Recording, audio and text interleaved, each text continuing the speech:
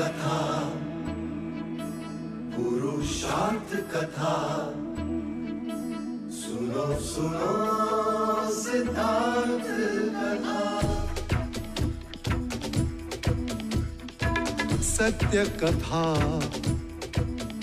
पुरुषार्थ कथा, सुनो सुनो सिद्धार्थ कथा। चढ़ते सूरज सा तेजवान वो कीर्तिमान, हुंकार भरे जब कूच करे, थर थर कांपे आसमान। वो राजपुत्र वो शूरवीर, पर्वत को भेद दे उसके तीर, शांति का स्रोत करुणा की धार, निर्झर झरे मन से अपार। वो राजपुत्र वो शूरवीर, पर्वत को भेद दे उसके तीर, है शाक्य वंश का वो तारा, जगमग है जिससे जग सारा। सत्य कथा, पुरुषार्थ कथा, सुनो सुनो सिद्धार्थ कथा। También los súbditos están En capítulos anteriores. demasiado ansiosos por verte. Vine a llevarte a Kapilvastu ahora. No es posible. Viniste. Esperaba tu llegada. ¿Guru Kaundilya? Es Siddhartha de quien les había platicado. Les hablé de él durante su ausencia.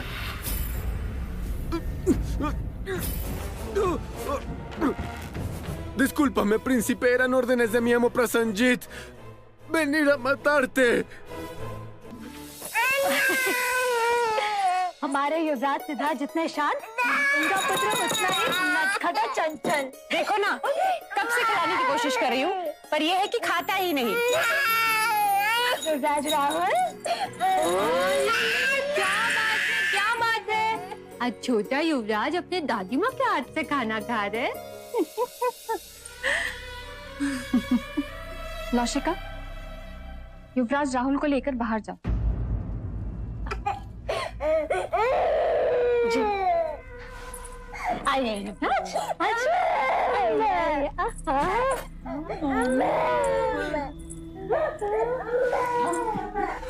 ऐसा क्या हो गया कि बच्चे के मुंह से निवाला छुड़ा दिया? महादेवी,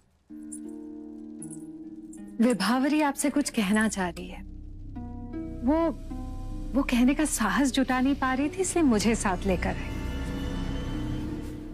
ऐसा कौन सा संकट आन पड़ा? संकट तो कब का आ चुका है, बस हमारा ध्यान ही उस ओर नहीं गया। निसंकोच कहो। जब से यशोधरा सिद्धार्थ के जीवन में आई है, कुछ न कुछ अशुभ घटता ही जा रहा है। जब से सिद्धार्थ यशोधरा के स्नेह बंधन में बंधा है,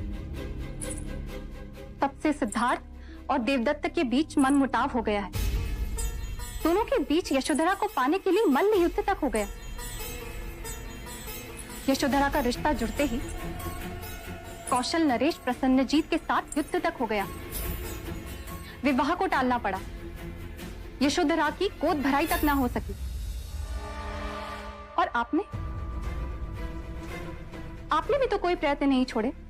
तालाब तक नंगे पांव चलकर गई, व्रत रखे, पर क्या हुआ? यशोधरा ने राहु ग्रह की छाया में राहुल को जन्म दिया। सिद्धार्थ को वन जाना पड़ा और सिद्धार्थ को वापस लाने के सारे प्रयास विफल रहे। विभावरी, तुम तो सारा दोष यशोधरा पर डाल रही हो। इस घटनाक्रम से मेरी ही नहीं, बल्कि सबकी धारणा पक्की होती जा रही है कि यशोधरा अपशगुनी है।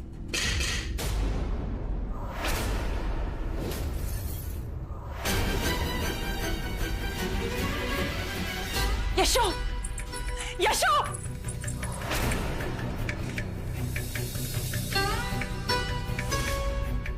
और कुछ भी शुगलना रह गया अभी। महादेवी, मंगला दीदी, आप चुप रहेंगी, मैं बोलूंगी आज। बेकार है तुम पे विभावरी, बेकार है। पर महादेवी, सबने कहा था।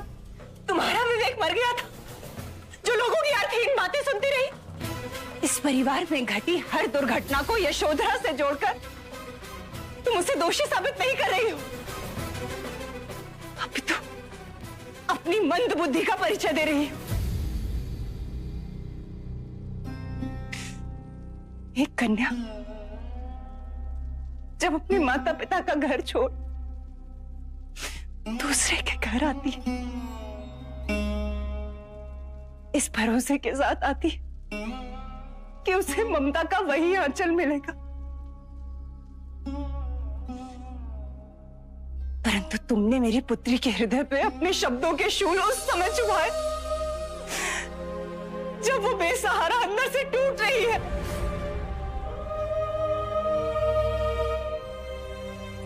असित मुनि ने जब सिद्धार्थ के लिए भविष्यवाणी की,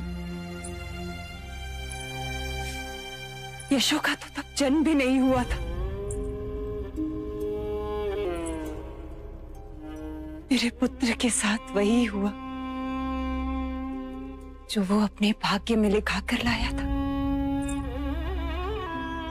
परंतु जो हुआ सिद्धार्थ की स्वयं इच्छा से हुआ। धन्य है यशोधरा, जिसके कारण हमें कुछ और वर्ष सिद्धार्थ के साथ रहने को मिला। दीदी, ऐसी धारणा पूरे राजमहल में बनती जा रही है। मैंने तो केवल आपके सामने बात रखी है। दीदी, आपको छू कर कहती हूँ, यशोधरा के लिए मेरे मन में कोई मनमुटाव नहीं है। दीदी, आप तो मुझे क्षमा कर दीजिए। क्षमा उससे मांगो जिसकी तुम दोषी हो।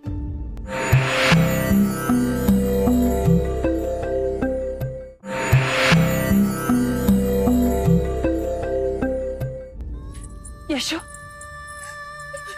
यशो,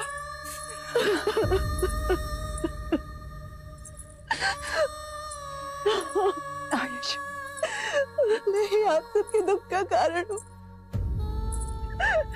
नहीं, अब शग्नी हो जिसके कारण यह घटना घटी। मैं देवता चली जाऊंगी माँ। नहीं यशो, ना, इतनी बड़ी बात कहने से पहले ये भी नहीं सोचा कि तेरे माता पिता किसके सहारे जिएंगे। तू और राहुल ही तो हमारे टूटे हृदय का सहारा हो। तू भी हमसे मुंह मोड़ लेगी तो तड़प तड़प के मर जाएगी।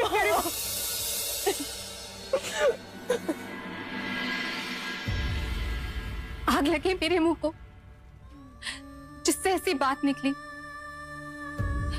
तू अपशगुनी नहीं, अपशगुनी तो वो है जो ऐसी व्यर्थ बातें करते हैं।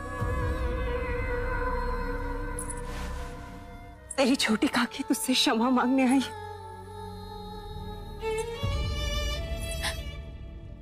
मुझे क्षमा कर दो पुत्री। ये हमारे कुल की रीत कब से हो गई छोटी काकी कि बड़े छोटों से क्षमा मांगे।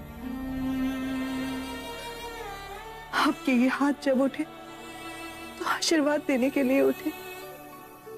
जब तक ये सृष्टि है पुत्री, तब तक तुम्हारा नाम इस जगत में त्याग और तपस्या का आदर्श रहेगा।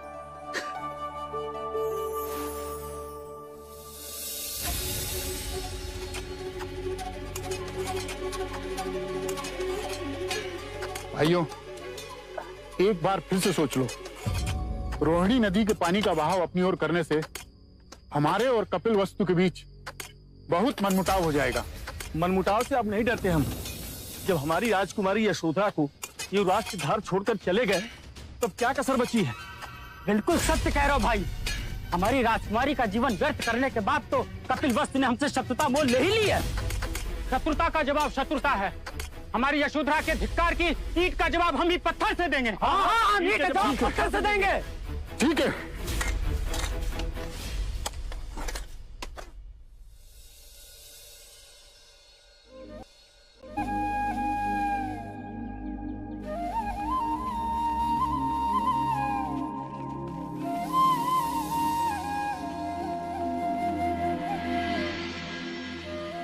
पालकी रोको।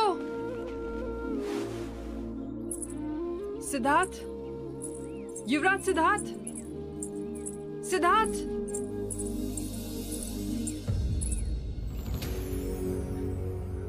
वही कद काठे, वही सौंदर्य।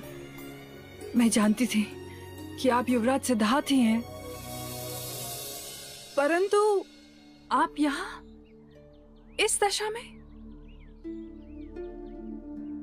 भिक्षु जल के समान होता है देवी। नदी का बहाव जहां ले जाए वहीं बह जाता है। आप और दर दर के भिक्षु, असंभव। ऐसे मुंह न मोड़िए। क्या यशोधरा के कारण? मैं यशोधरा के लिए अच्छा पति ना बन सका, अपने माता पिता के लिए अच्छा पुत्र ना बन सका। पूर्ण दोष मेरा ही है।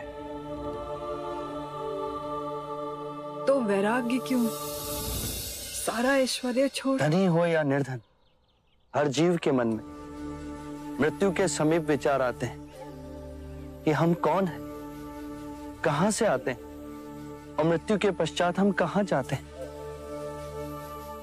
अब इसका उत्तर पाना मेरे लिए इस जीवन से भी अधिक महत्वपूर्ण हो गया है।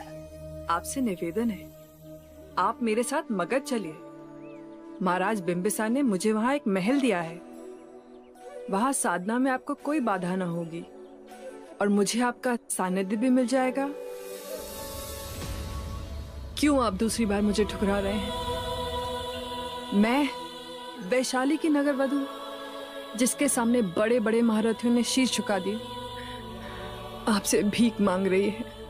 मेरे भिक्षा पात्र को यूं खाली ना छोड़े। मैं ना चल सकूंगा। तुम्हें मेरा सानिध्य नहीं, मुझे वशीभूत करना है। मैं वो हूं जिस पर सब मरते हैं, पर जब से आपको देखा और यशोधरा के प्रति आपका प्रेम, तब से मैं ईर्ष्या की आग में जलती रही हूं। आंख बंद करूं तब भी आपका सौम्य रूप मेरे मन में गूंजन करता है। धन एक नशा है, रूप भी एक नशा है। दोनों सर चढ़ते हैं, जब उतर जाता है तो हम स्वयं को एक गहरी खाई में पाते हैं। मैं आम्रपाली हूं। आम्र के कोमल पालव से तुम्हारा नाम पड़ा, जिसके नीचे तुम पाई गई थी। मैं आपको अपनी स्वर्ण कक्षिका में आमंत्रित कर रही हूं, जहां बड़े बड़े आने को तरसते हैं। जिसे मैं चाहूं वही आ सकता है। मैं उसकी शासक हूं। शासक या बंदी?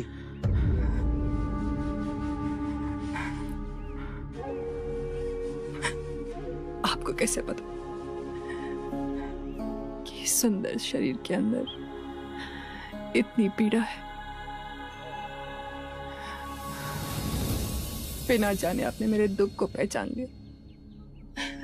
मेरी मुक्ति का मार्ग आपका सानिध्य ही है।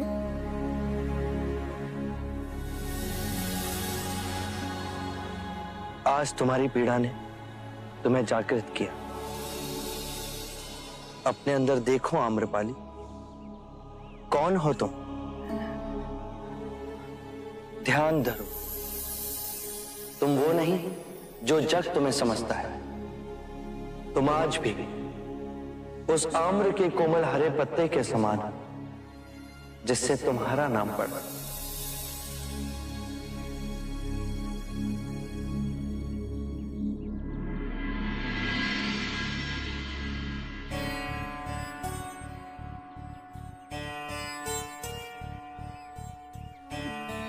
जिसने मन को वश में कर लिया, वो सबसे बड़ा महाबली।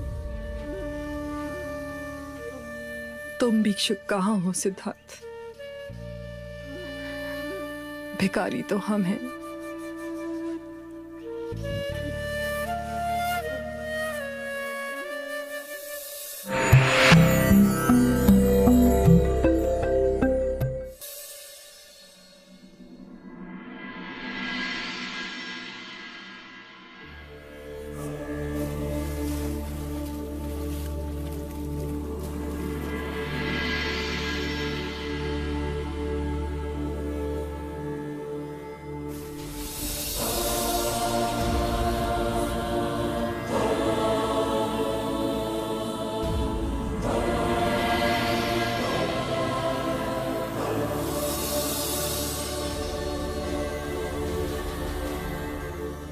क्षण कब दिन बने, ऋतुएं कब बदल गई, वर्षा कब आई कब गई।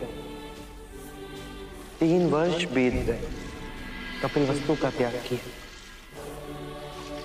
उस मुक्ति की साधना में, इस तपश्चर्या के पश्चात मैं अब भी परम सत्य से इतना दूर। क्या मेरे प्रश्नों का कोई प्रति उत्तर नहीं मिलेगा? क्या मेरी खोज ही असत्य थी? ये निराशा का भाव मेरे मन का ही खेल। आशा और निराशा के ऊपर उठना है। अंतर से लगता है जैसे कोई निधि है, बस उसकी कुंजी कहीं आसपास ही है।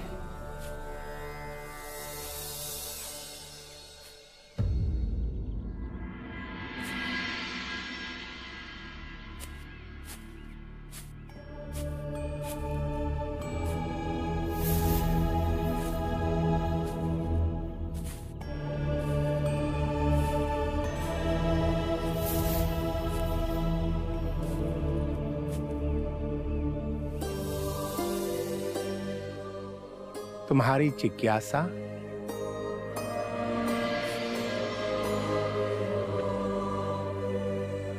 इस शरीर से मुक्त कैसे हुआ जाए?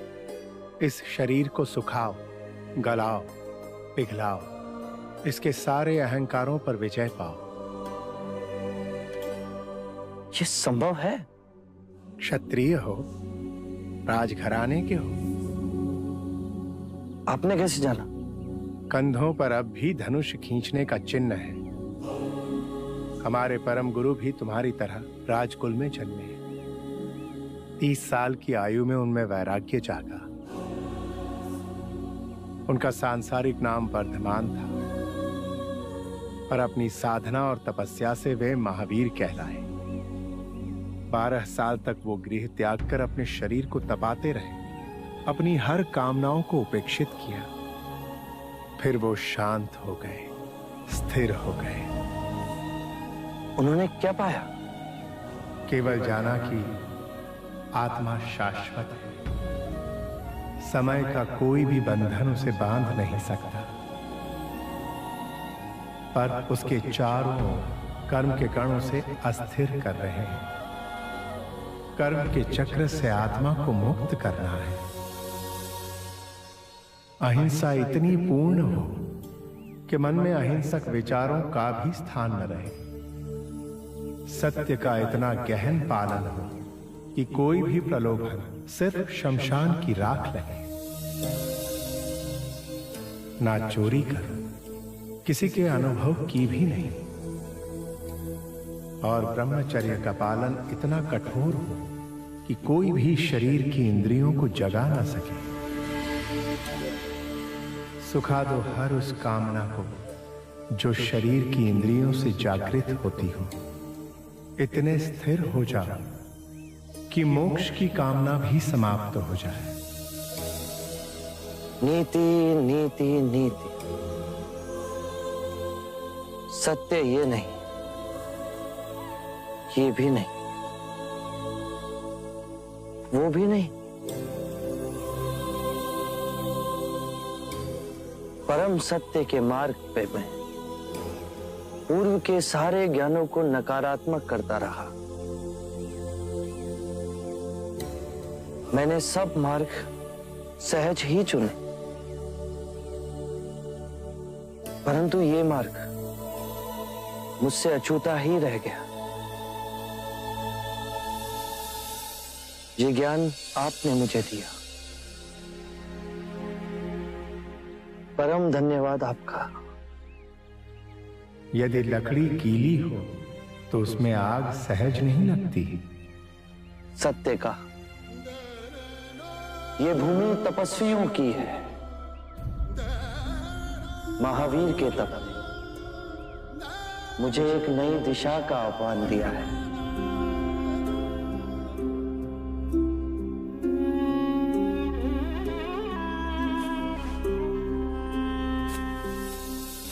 Los granjeros de Colilla desviaron el agua del río Rojini. Me parece una ofensa que lo hayan hecho. Si su majestad Sudodan se equivoca una segunda vez, habrá un pleito entre Kapilvastu y Colilla.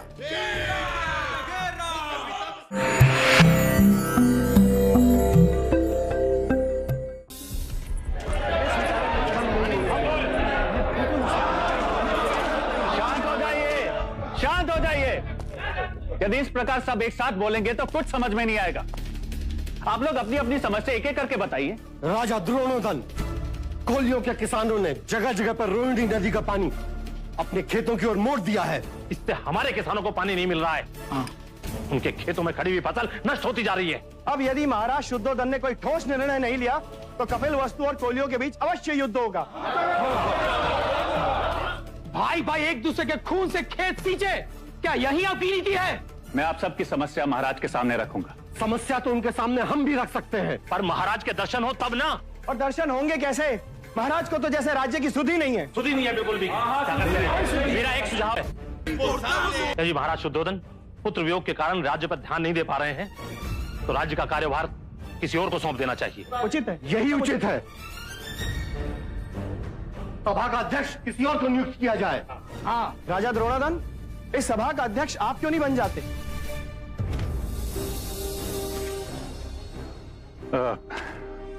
ये उचित ना होगा, परंतु आप सब धैर्य रखें। मैं महाराज से बात करूंगा और यदि उन्होंने अपनी स्वीकृति दे दी तो अगली शाख की सभा में हम नया अध्यक्ष चुन लेंगे। हाँ ये भी ठीक है। भी ठीक है। राहुल कहाँ गए? मैं नहीं छोड़ूंगा।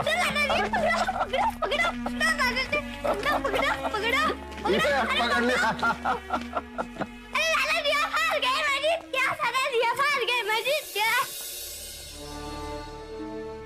हाँ मैं हार गया।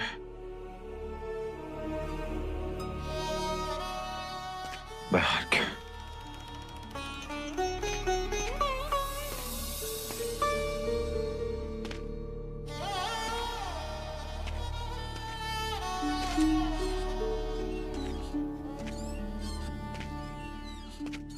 महाराज ऐसे कब तक चलेगा?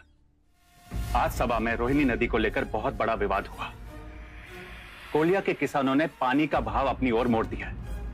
कहीं युद्ध छिड़ गया तो? नहीं, ऐसा कुछ नहीं होगा। परंतु महाराज शाक्य राजाओं को कौन समझाए? और आज तो राजा चतुर्भुज ने ऐसी बात कर दी कि क्या कहा उसने? कह रहे हैं कि महाराज हमारी समस्याओं का समाधान नहीं कर पा रहे तो क्यों ना सभा का कार्यभार किसी और को सौंप दिया जाए। महाराज मुझे भय है कि कहीं ये राजा अपनी मनमानी न कर बैठे। उन्होंने मेरा नाम स्वयं सामने रख दिया, परंतु मैंने साफ मना कर दिया। कोई युवा ही शाक्य सभा का अधिपति बने तो, जैसे देवदत्त।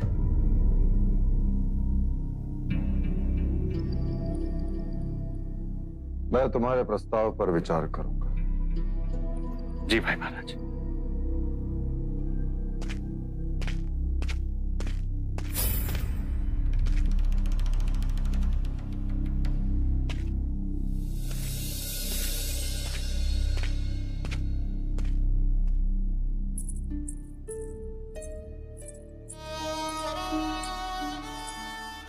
पिताजी, कपिलवस्तु का कार्यभार संभालने के लिए आपसे उत्तम कोई नहीं। मेरा मन उब गया है इस सबसे। अपनी पुत्री की एक विनती सुनेंगे? इन्हें याद कर निष्क्रिय होने से अच्छा है कि हम उन्हें सच्चे मन से याद कर उनके विचारों जैसा कार्य करें। पिताजी, राज्य कार्य को संभालने के लिए बहुत समझदारी, धीरज और विनम्रता की आवश्यकता है, जो मेरे सिद्धार्थ में थी। पर देवदत्त इनके विपरीत अधीर है, अहंकारी हैं। यदि वो अध्यक्ष बना दिए गए तो रोहिणी नदी की समस्या को सुलझाने की जगह और उलझा देंगे, उनमें युद्ध करवा देंगे।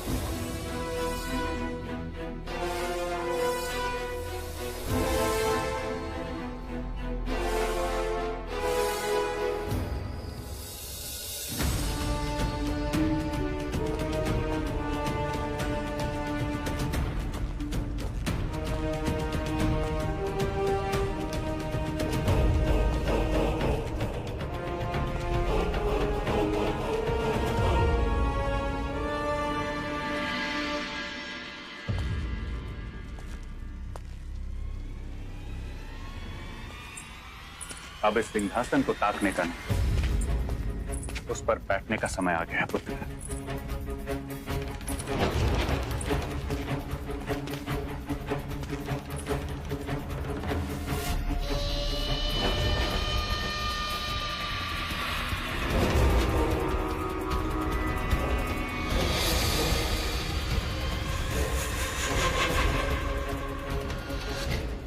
कल मैं तुम्हें शाक्य सभा के अध्यक्ष के रूप में नियुक्त करने जा रहा हूं।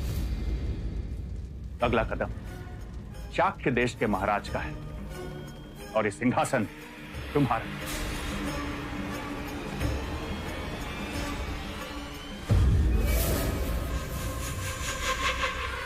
सौ सुनार की और एक लुहार की, ऐसा दांव खेला है आपने आर्य कि अब हमारी सारी कामनाएं पूरी होंगी।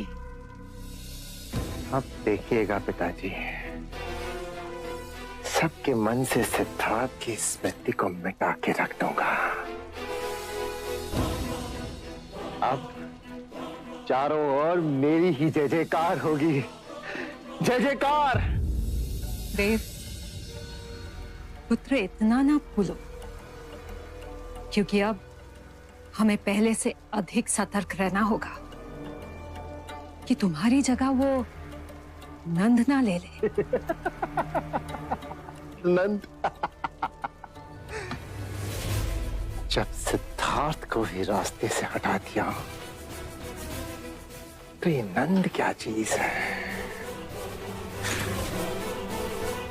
मसल के रख दूंगा।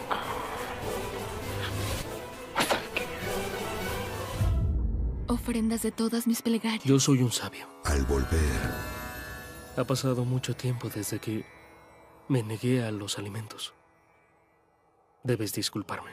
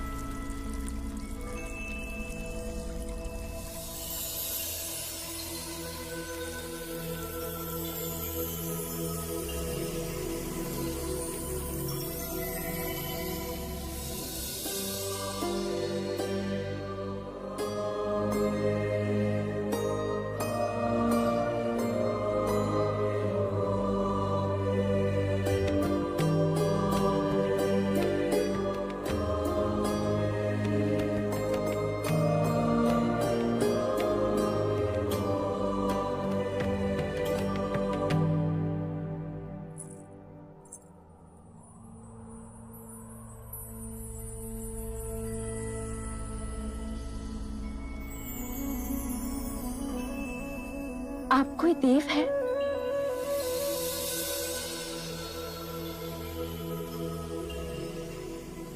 केवल मनुष्य।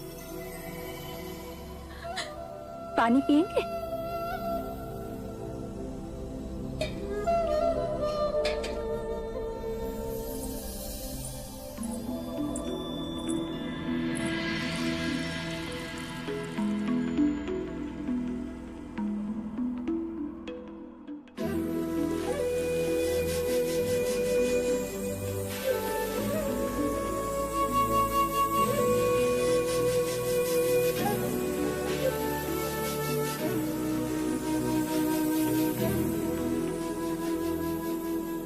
और नहीं पिएंगे?